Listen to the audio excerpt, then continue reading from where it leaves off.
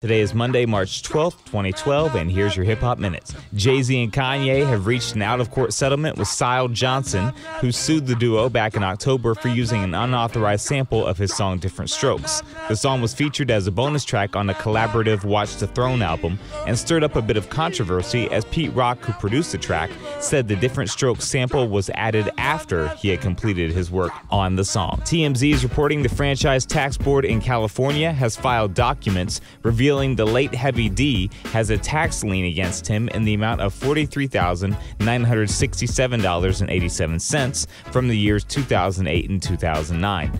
The Overweight Lover is just the most recent of a list of MCs with recent tax troubles, including Nas, Lil Wayne, and Bow Wow. And Usher's wife Tamika wants him to write a check for $50,000 to cover the cost for their legal proceedings in their fight for custody of their two children. Usher, who claims he's already paid $25,000 for her attorneys, says Tamika's actions, quote, directly harm the best interests of the minor children. Clearly, such actions should not be tolerated, much less rewarded, close quote.